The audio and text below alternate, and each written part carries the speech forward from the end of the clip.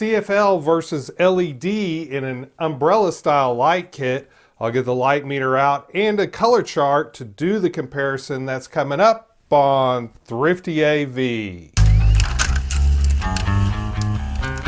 Most umbrella style light kits come with compact fluorescent bulbs like this non-dimmable 45 watt 5500K.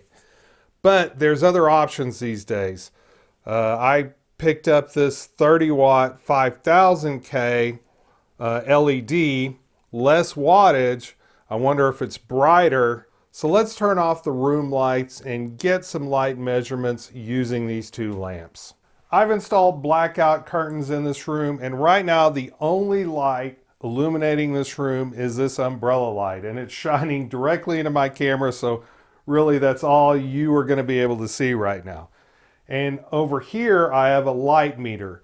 It's my URCERI light meter. It has two settings. I can either do lux or candle power. Right now I have it on lux. Lux is different than lumens. Lumens is the total output of this lamp. Lux is what this light meter is picking up. And of course, there's plenty of light in this room that this light meter is not picking up. But we're going to do lux readings. I'm not going to try to convert that to lumen readings. This lamp has been on for about 10 minutes. It's 45 watts, 5500K. And it is 40 inches from my light meter. Now the reflector is a few more inches than that, but I'm gonna, as far as the distances, I'm gonna make sure that both lamps are the same distance from the light meter. I have my handheld camcorder here, and I'm gonna record the light meter reading that the camcorder is getting, and it is just over 260 lux. Sometimes it jumps up to 261. All right, I've changed lamps out. I am now on the cob light. This cob light is 30 watts, 5000K, which is 500K lower color temperature than the CFL was. I can already tell that this is a lot brighter. I have not changed the white balance setting on my camera, so that you might be able to see a slight color change between these two lamps.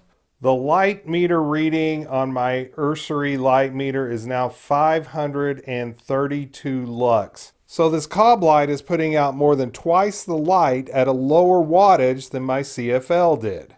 This 30 watt cob LCD is clearly much brighter than this 45 watt CFL. Now the CFL has had a lot more hours of usage than the LED, but even if I had a brand new one, LED is much more efficient than CFL.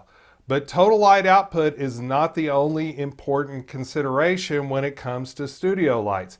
If I had a spectrophotometer, I could measure the output of each of these lamps and see what predominant frequencies occur on the color spectrum, but I don't have one of those. I do have this color card. So I can have my camera shoot this color card lit by each of these lamps and see how accurate these colors are.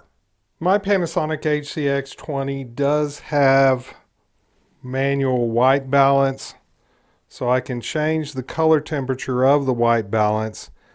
I want that color temperature to be 5500K to match the lamp that I'm using. Comparing the colors of the CFL to the JPEG I downloaded of this color chart, everything looks pretty accurate. The JPEG is slightly brighter, but that probably has more to do with the gain setting on my camera than any color accuracy problem.